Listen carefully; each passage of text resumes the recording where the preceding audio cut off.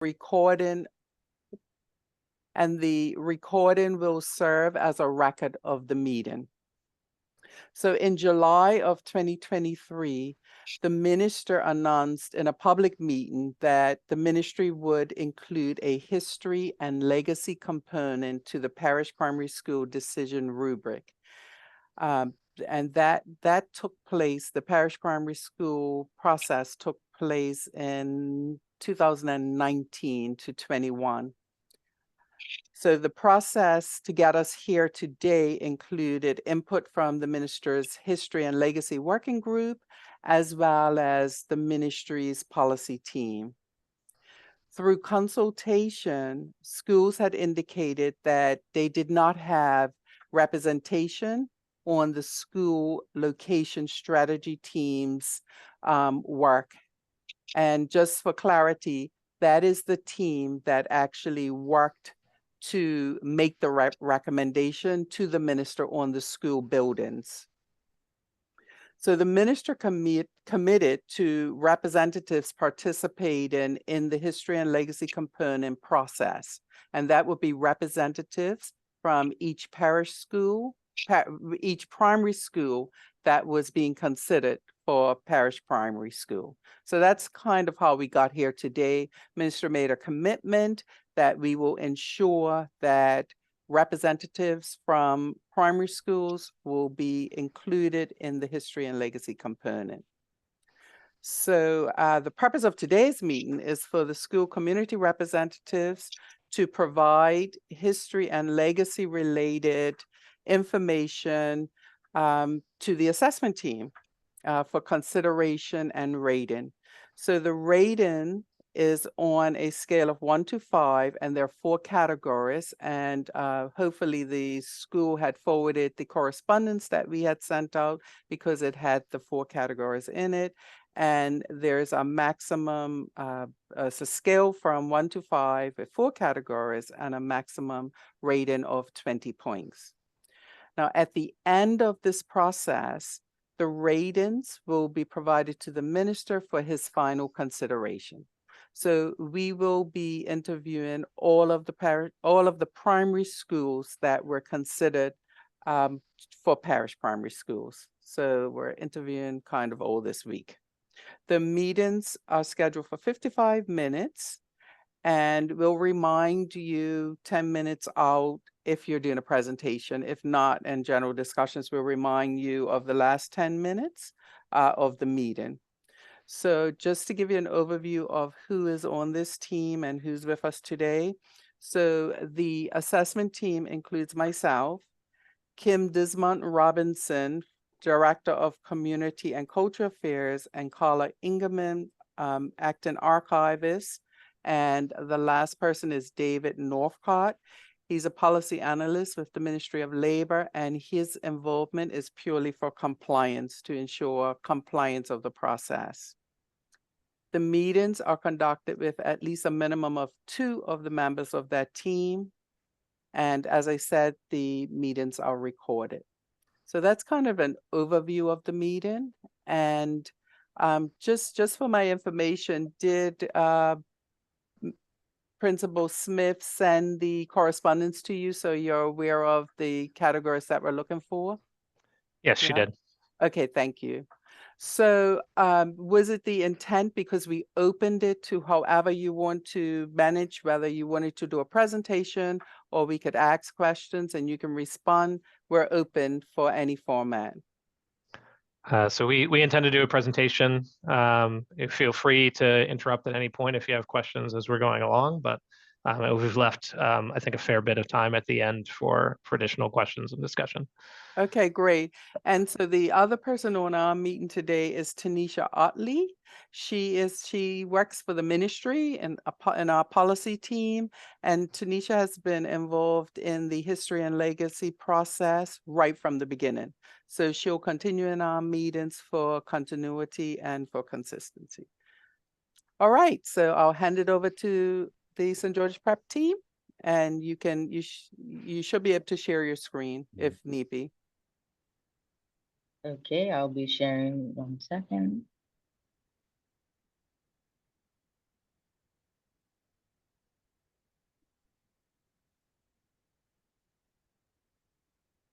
Can everybody see?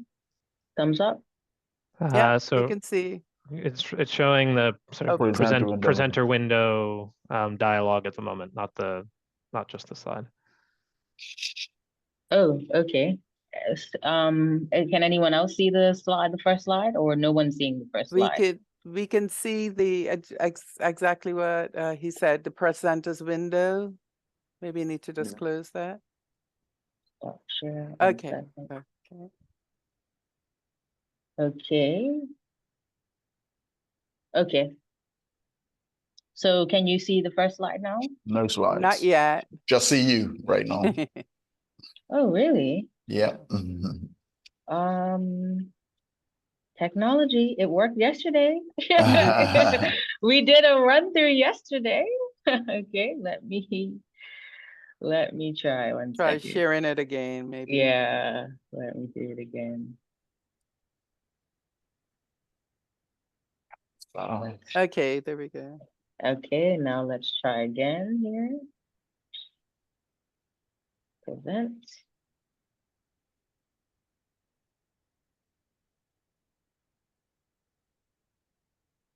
I think you may need to do it in the full screen mode. Yeah, let me try that 1 second.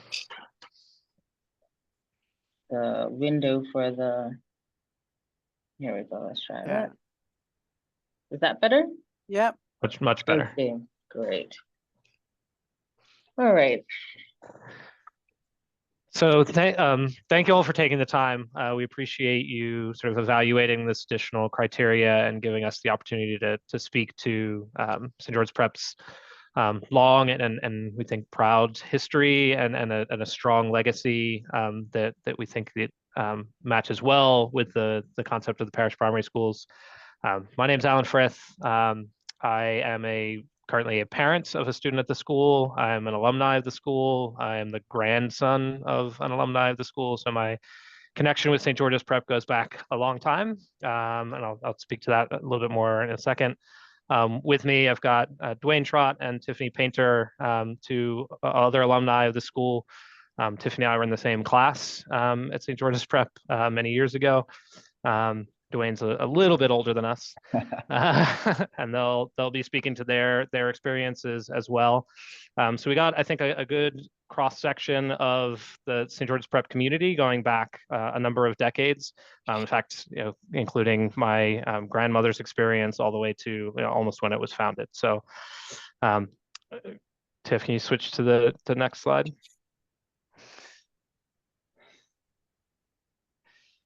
So this is what we're going to plan to walk through today, sort of an overview of the history, and really what we're trying to convey is how well St. George's Prep fits the plans for parish primary schools, and that the history over a long period of time and the legacy that school has developed is very well aligned with the vision for parish primary schools, and we'll be sort of highlighting that sort of through a number of different areas in terms of what our history is and the experiences of the school.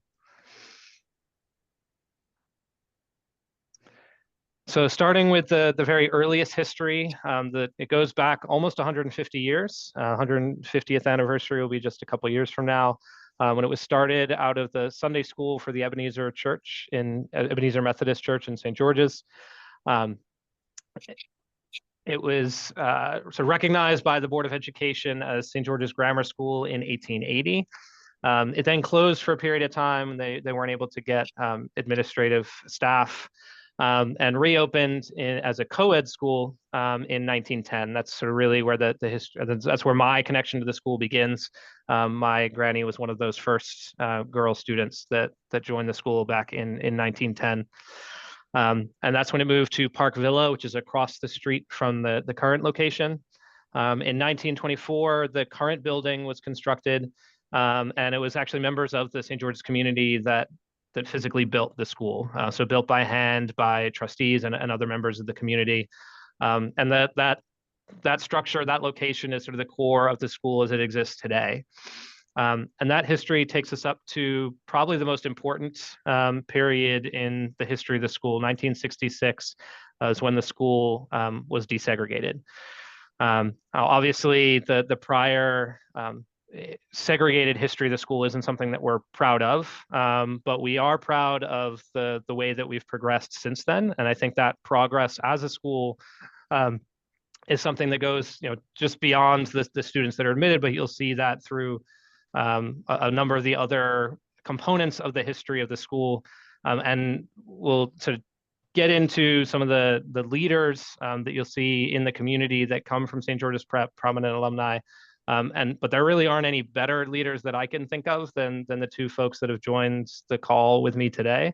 So I want to sort of hand off to the two of them to sort of speak to their experiences in the integrated St. George's Preparatory School. Thanks, Alan. Let me start by saying, we recognize that we can't, change the history of the school. But one of the things that we are extremely proud of is the way that St. George Prep, sort of led the way into the desegregation of the school before it actually became a mandate a number of years later. My personal experience, I actually joined, the school became desegregated in '66. I actually joined the school, I think it's either the next year in '67 or '67 or '68. So my experience, at that time, it seemed normal for me. I never really experienced, anything out of the norm or any sort of indicators that would say, hey, you know what, only a year or so ago, this, typically used to be an all-white school. Never experienced that at all. Yeah, like for me, one of, even doing the presentation with Alan and looking back at the old pictures and understanding the history of the segregated school and the desegregated school, we can never not understand the context of the time. Like the context of the time was we lived in a desegregated society. We lived in a society that was struggling to integrate after slavery was abolished. But for me, I grew up really excited around stories of where, like Harriet Tubman's story of the Underground Railway, and there were exceptional people along the way that stood out and risked their own lives and businesses and reputations in order to integrate us as a community. And I think that's one of the things I'm most proud of at St. George's Prep, is that they were integrating before it was the norm, before there was pressure.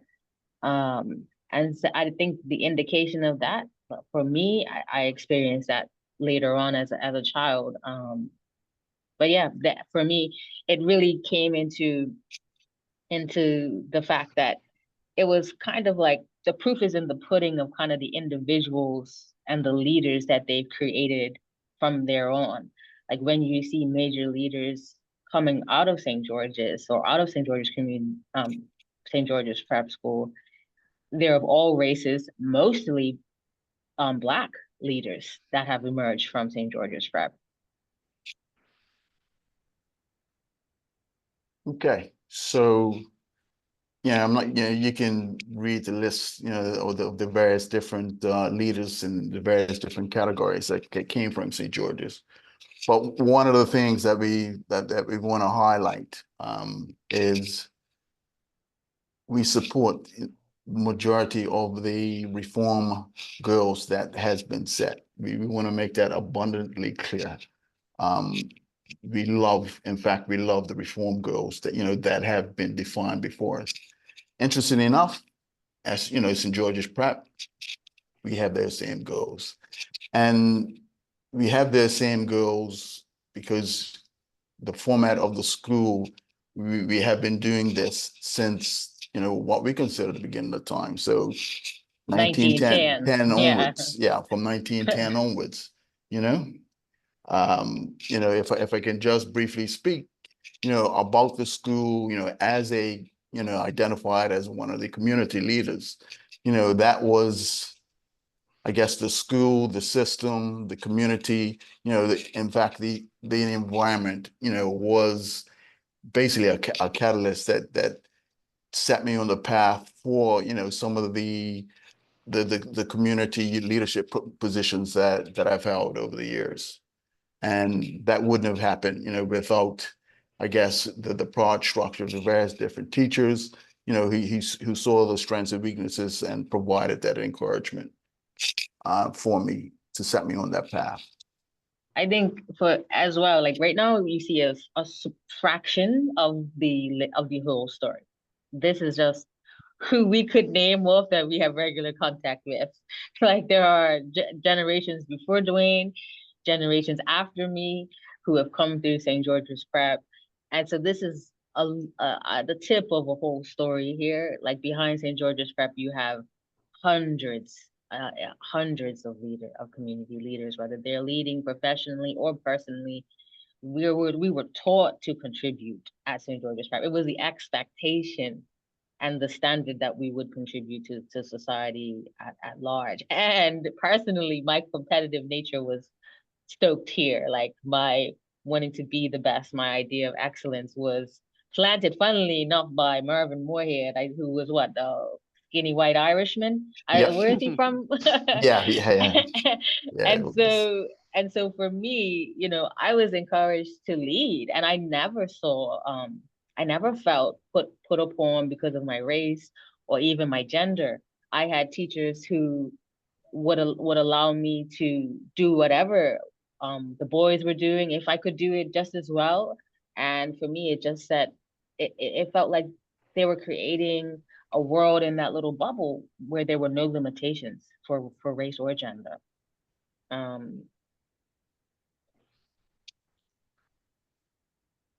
So again, from my perspective, integration was a norm, even as far as back, from the 67, as a kid, if a bit of a story there, I was taught by the family to, embrace all races, right? And my experience in the St. George's Prep, I guess, ethos, right, is, I guess it was important, part, where, everybody was treated and, the same, right? Whether it's, it didn't matter, black, white, Portuguese. And that was, an important thing to build at such a, the ethos at such an early age, after, integration.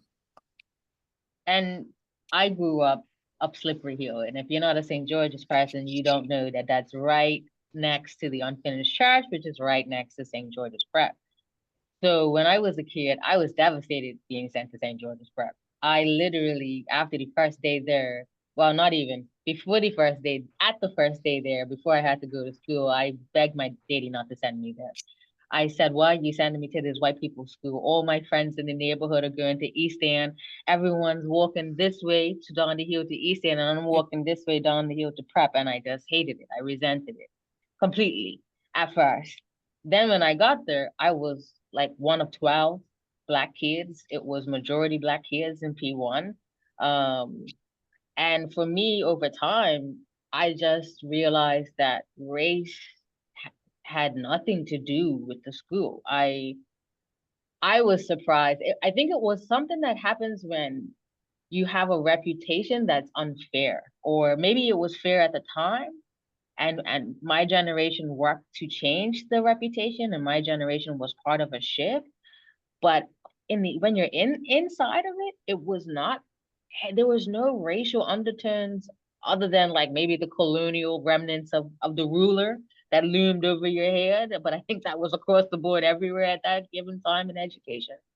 So I just wanted to say like that for me is just wanted to address the fact that we know that there was a period of segregation, but the period of integration is much longer and much more rich. And when we talk about the history, and you have people who were the year above me were Olympians, and even in my year, like gold medal Carifto winners. So it's like my brother is the president of St. George Cricket Club right now. Like it's so much richness and leadership coming out of the George's Prep School. Yeah.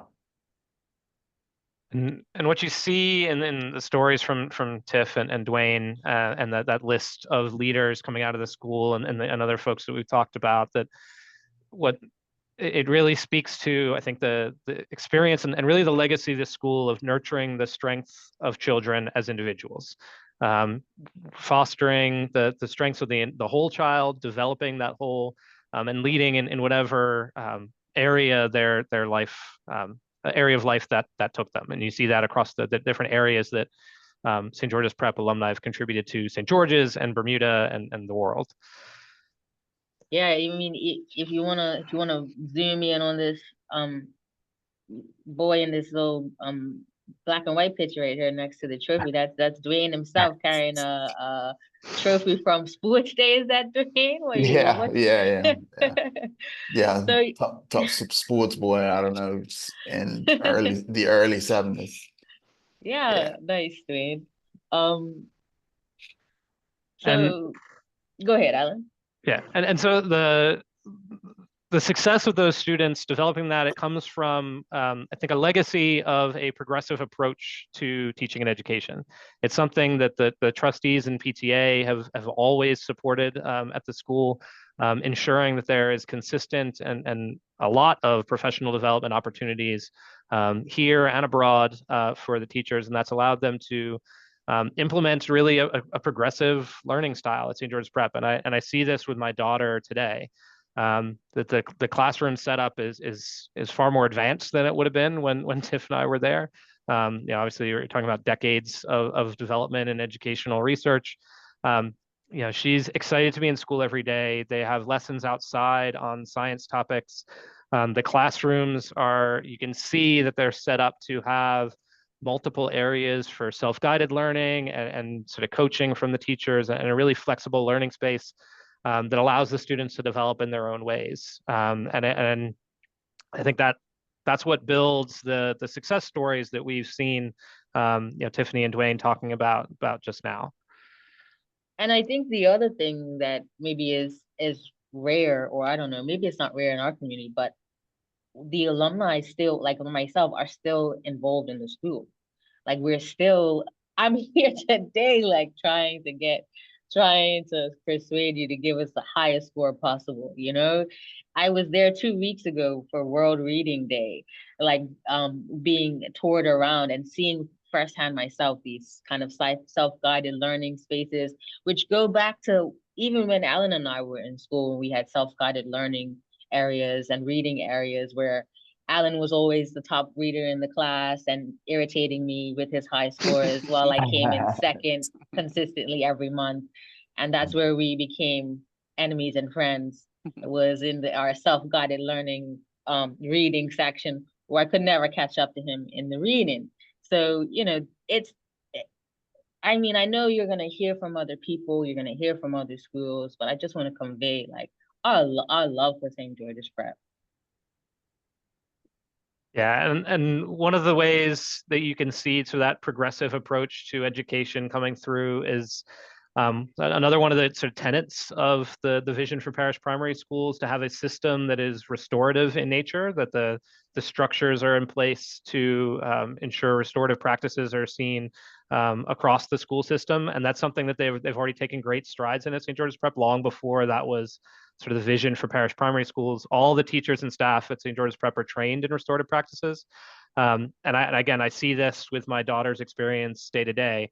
A couple of weeks ago, she was having a little tiff with her her best friend, and these are just little kid things at 6 years old, and they're having discussions about their feelings and really building that empathy, and that's something that especially Gail, the current principal, has instilled very strongly. She has these personal growth themes each year, and empathy was the theme last year. It's integrity this year. Unity and gratitude were prior themes. And ensuring that the students and the faculty are supported, and that this restorative mechanism is in place, that's a progressive approach that probably wasn't really there when it was more the threat of the cane in Mr. Moorhead's office that was trying to keep us in line. Yeah. Well, as somebody who was hit with the ruler often in my younger areas, because I was very talkative. I was then trying to like led onto the straight and narrow path by being made a peer mediator. Like when I was in school, like in my last year in primary 6 or no, primary 7, I think it was 1997. And I remember being trained even back then as a peer mediator. So when we're talking about legacy, we're saying like this was happening when we were children.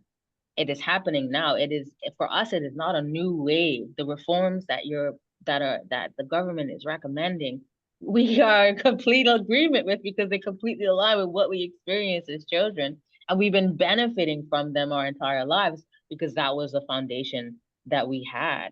And for me, I wanted to be a lawyer coming out of those peer mediation sessions. And the papers you see in front of that girl, same papers I had. I felt like a real grown up, having to take notes and report back, and at 12 years old resolve conflicts sometimes between teachers and students. So it was awesome, and it continues to be something that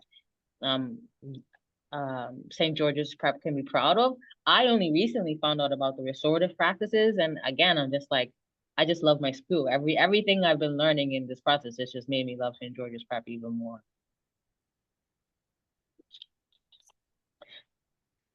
Oh, sorry, I think I went back instead of forward.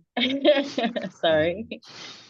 So one of the things that for me was huge. So for context, I was in government housing, up top square. My family was a family of 8, and we were poor. We never had a computer in our house. To this day, we have never had a computer in our house. The only computer I had was the laptop I was given when I graduated and was able to get a scholarship to Saltus. And so, but back when Alan and I joined in primary 1, they were setting us up in front of computers as 5-year-olds with floppy disks that you had to put in, and Oregon Trail, and we had to get our typing speed up at 7, and it was deep.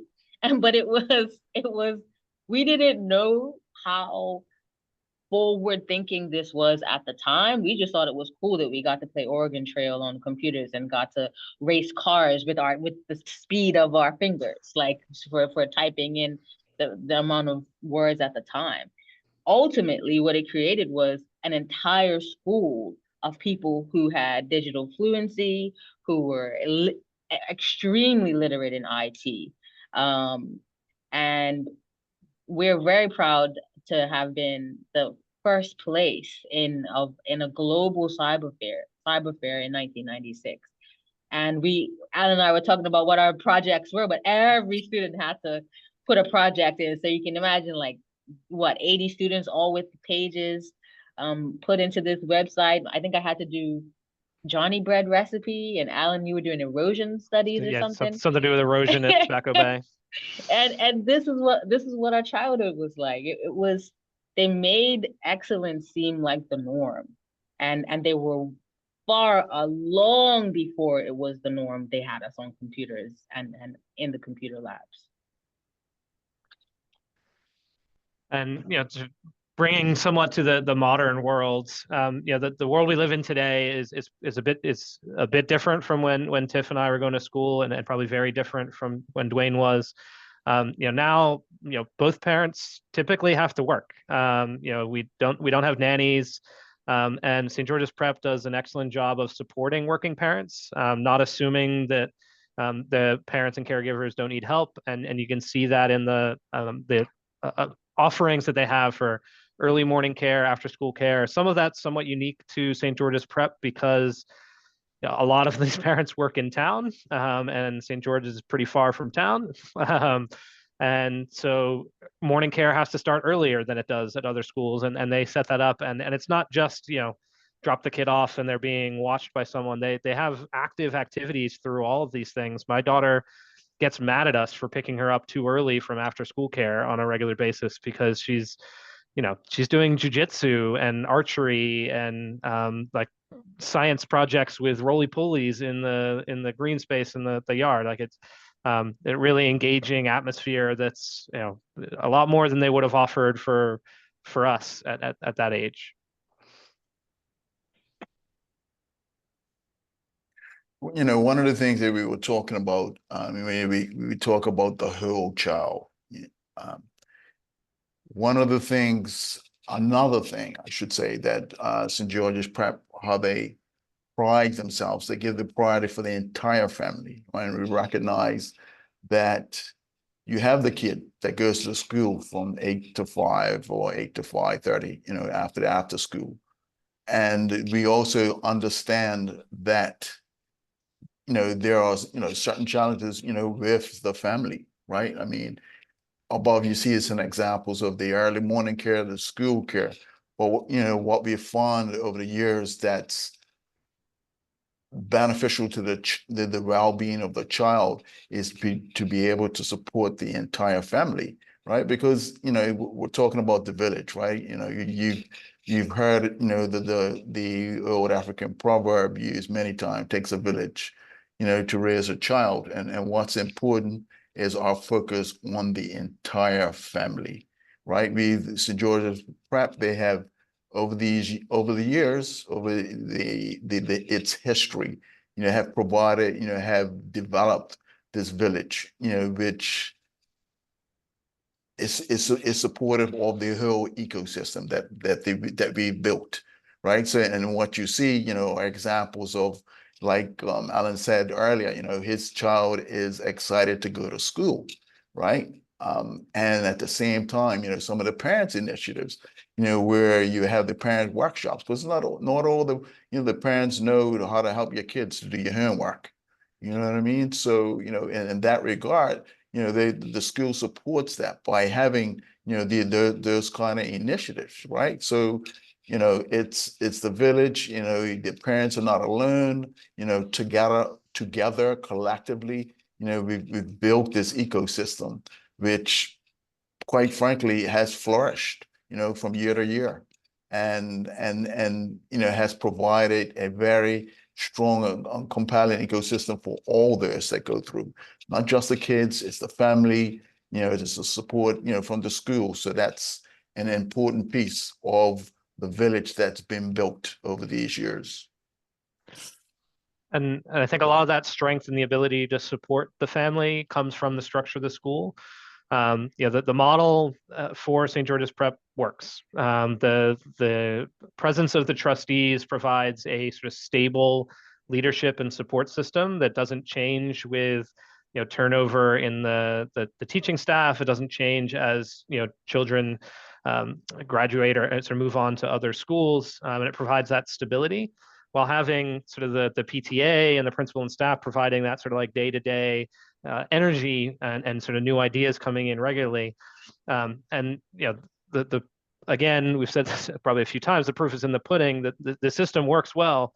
It is, as the minister has said a number of times, this is the model for the parish primary schools, to have a board of governors of their own. St. George's Prep is literally the model for that. And to have that consistency of leadership and support, to provide the professional training and all the progressive teaching approaches and the access to technology that we've talked about so far. It comes from that structure of St. George's Prep and the trustees. One of the things that, how we try to structure our presentation, you would see, some of the key, tidbits, I think the 4 areas, and we've tried to pair it with what we've been doing. And that's why, just to reiterate that, St. George's Prep, we're already aligned. We're already aligned with where you want to go. And we know it works because, we've seen it happen. It's interesting sitting here listening to the TIF.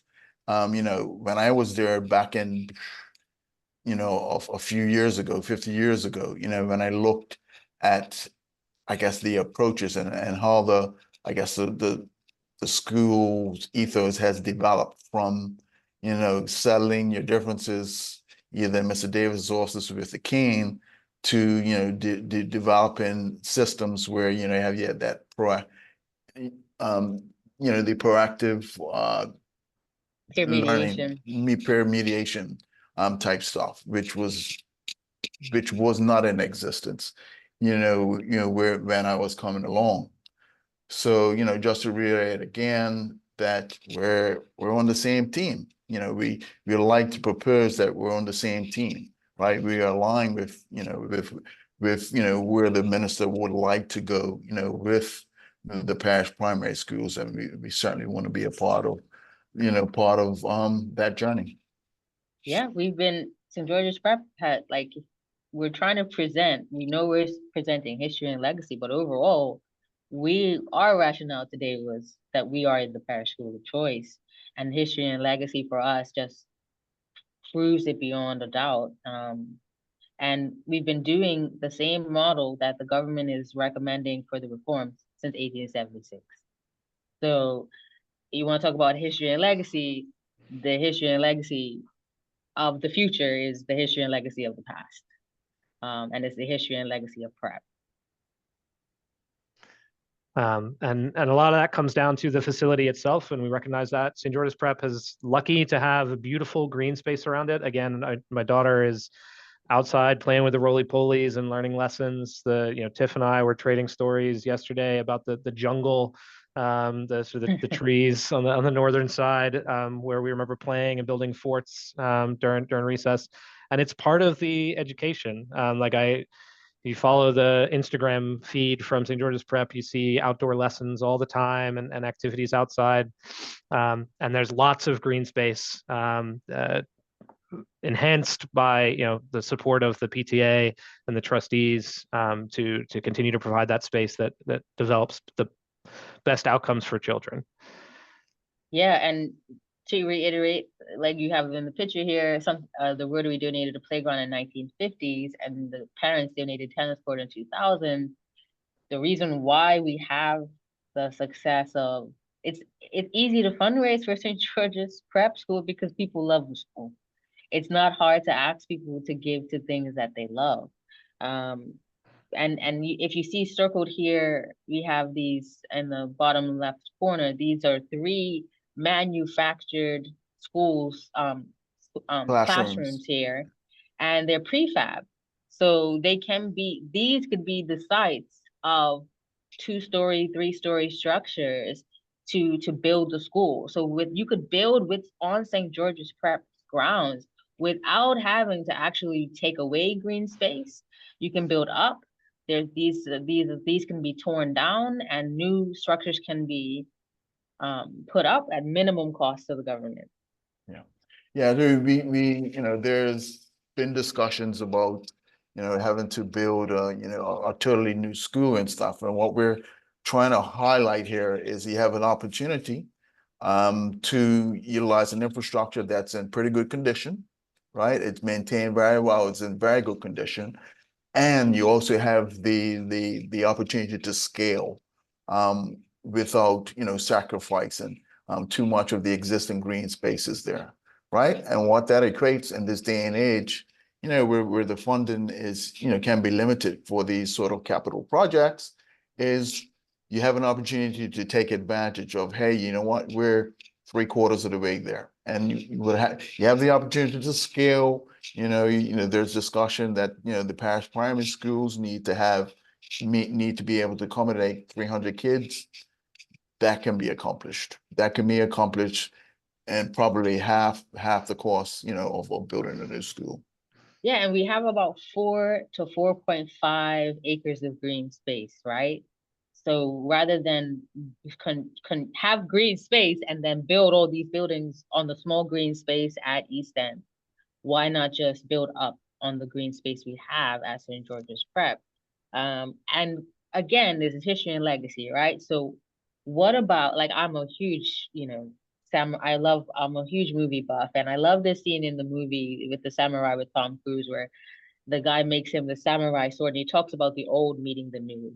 And I think this is an opportunity for the old to meet the new, for the new to meet the old on our grounds, and the history and legacy to be part of the future as well in the physical construction of the reform schools. Yeah, and when you look at a school that was built in the 1920s, your mind might immediately go to sort of a dated, sort of rundown structure. But that's, as a parent who's in the school all the time, like that's far from the case. The playground equipment is in fantastic shape, looks brand new. The covered lunch area is a relatively new addition. The classrooms themselves are all equipped with smart boards, Wi-Fi, and there's obviously additional modernization that can take place, but it's not like the school has struggled to keep up with modern Maintenance. technology trends so far. Like the maintenance is kept up with, and the school is in great shape, and an excellent place to learn in the 21st century.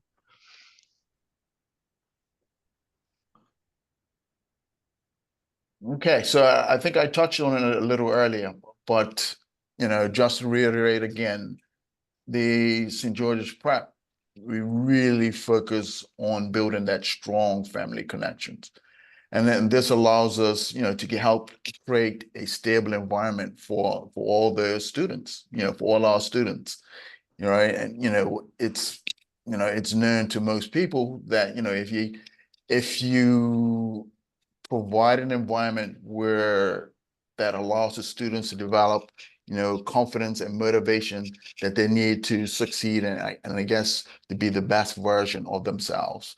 And, no matter what that looks like, right? So, for example, they offer workshops, new math workshops, spelling success, art as a means of expression. We've already talked about restorative practices and reading, and everybody knows how important reading is. And no matter what path you choose in life, reading is critical to any child's success, no matter what path they decide to take.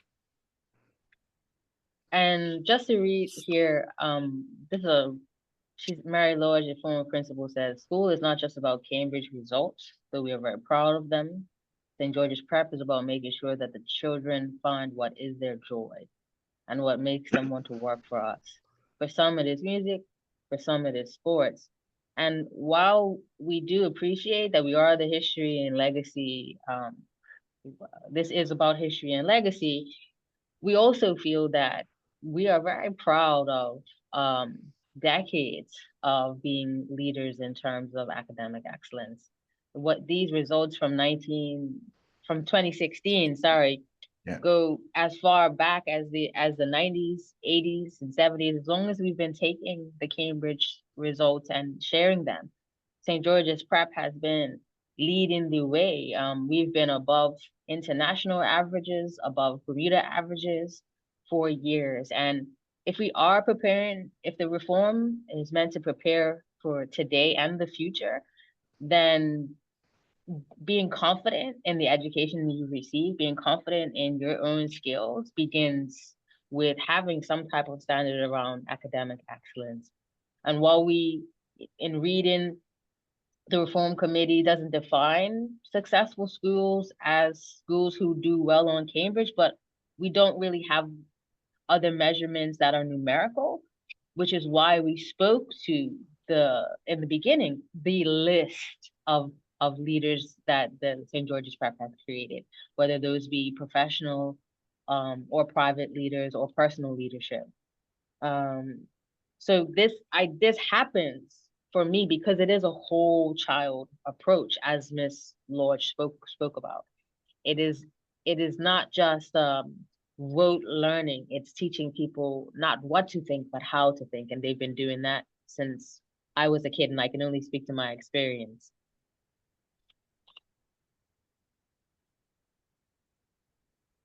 Okay, so the SGS, St. George's Prep's parents, students, and staff have been actively involved in uplifting our community since I was a child. So, I don't like to date myself, but it's probably been at least 50 years since I've been out of primary school. Just to put it in perspective. But, one thing is consistent, in terms of the activities that St. George's Prep would offer. I mean, everything from one-come, and being a part of the community, being a part of the village that we've spoken about a few times. If we do everything from, you have one coming in, and in fact, it was here recently to do kite making for Good Friday, to, I think you've probably seen over the years where, some of the kids raised $3,500 for the St. Peter's Church clock tower. We're all getting old. They have a connection with the Sylvia Richardson facility, right? These are the qualities that we're instilling as part of that village to the kids. It's not all about you, right? And as a kid coming up, my parents always said, it's not all about you. So it's not about you going to school, getting the best education, and then moving on, right? What was, one of the things that was impressed, upon me as developing as an individual was the fact that, hey, it's about giving back, being a part of the community, giving to others that are less fortunate than you, get involved in your community. And that, I can speak to that personally, because that has taken me to all parts of the world and being recognized for that. So, and that helps to develop. It says a lot about the character of the kids that come through the program, right? Is that they recognize that, yeah, school is learning about school, but it's also about developing that whole child, that whole person, which I think is important. Yeah, and this connection to actually, Ted, can you go back just Sorry, real quick? yeah, sure. Yeah, this connection to the community is really a two-way street. So Dwayne sort of hinted at this a little bit, that the students are out doing cleanups in the community. He mentioned the Sylvia Richardson home they're in very regularly. They have a very strong connection there with the Ebenezer Church, dating back to the very earliest history of the school. And that connection is still there today. Students go and volunteer there to help clean up the church. And also the community is coming into the school and volunteering their time as well. So Dwayne mentioned the kite making. They're actually doing that today. There's a group of parents and other community members volunteering their time to teach the students how to make Bermuda kites today. And I think there's another group coming in tomorrow for a different group of students. So it's a two-way street, and I think it demonstrates how closely tied St. George's Prep is to the community of St. George's. Yeah. I mean, we get teased all the time about being St. George's people. We're apparently, we're all drinking the blue Kool-Aid down here in St. George's. And We calling, are going to win cup match this year. calling it God's country or whatnot. And I think for me, it's really one of those things where when our students go out into the world, even as 12-year-olds or 13-year-olds, people are impressed by what they're interacting with. People are impressed by our confidence, by our thoughtfulness, by our compassion. And that's all really instilled at St. George's Prep. And, to give context, my life at home was not easy. I think the impoverishment that we suffered and the fact that my parents were working 2 jobs meant that it was, for most of the time, children raising children in my household, right? But when I would come to St. George's Prep, it was like night and day from my home, where it was no adults to all these adults pouring in support. And people say, some kids come to school to learn and some kids come to school to be loved.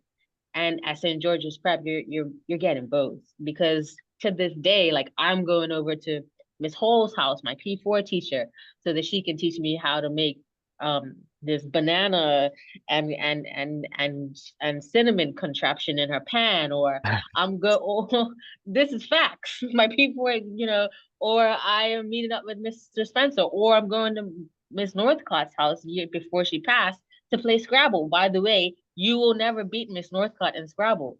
It's just not possible. So the connections run deep and they last. They are lifelong connections, lifelong connections with our teachers, because they genuinely care.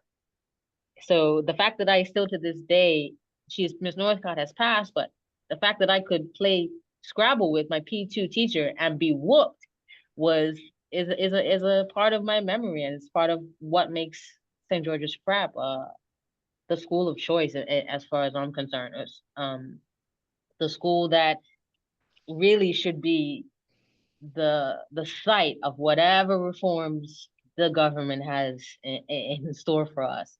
You know, going back decades, St. George's Prep is inclusive and supportive and academically and athletically challenging.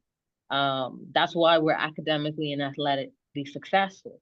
For us, truly drinking St. Georgians, this is an irreplaceable part of Bermuda, not just our community, but an irreplaceable part of Bermuda.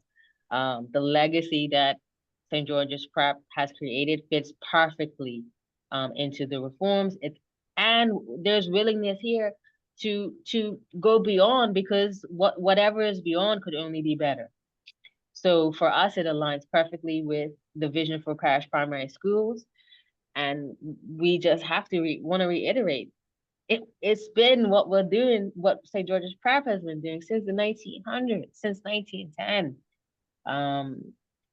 And with that, I don't have much else to share other than to open it up to questions from the committee. And thank you for listening to us ramble and get passionate. And hopefully we've come to a point where you willingly and want to give us 5 out of 5 across the board. But I'll leave it there and open it up to the floor for you all to ask any questions you may have. Yeah, thanks all of you for this comprehensive presentation. I don't have any questions. You have answered anything that I would have asked. Well done. Yeah. Is there additional information that you would need from us, like a copy of their presentation or anything like that, that could help? Yeah, I'll open to Carla to see if she had any questions, but we welcome the presentation. We did notify the schools that if presentations are made, you have up to 3 days to send it in. Yeah. We will accept it, and it will form part of your formal record. Okay, I can do that. Yeah, thank you. And if you send it through the school principal. Yeah. As the conduit. Yeah. Carla, did you have any questions at all? I don't. Thank you for that presentation. I really, really enjoyed it, and I have carpal tunnel. I learned so much about it, about your school. Thank you. Yeah. Thank you. Well, with that said, we didn't have anything else, but thank you for your time. We look forward to receiving the presentation. I think I've captured it all. Yeah. And I think you did cover all the areas that we had mentioned that we would be looking for. Yeah. Thank you so much. Great. Thank you. And Thank you so- for your time. Yeah, and just as a reminder, we will have the recording, which serves as the record of the meeting. Yeah. But once we do all of our assessments, it goes to the minister. The minister may want to share it with his cabinet colleagues, but the decision rests there with the minister. Okay. Okay? Thanks Thank very you much for your so time. much. Thank Thank you. you. Thank you all. You'll have a good holiday coming Yeah, up. and Yeah, you you. as well. All right. Yeah, thank Thank you. you. Bye. Thank you. Bye. Bye.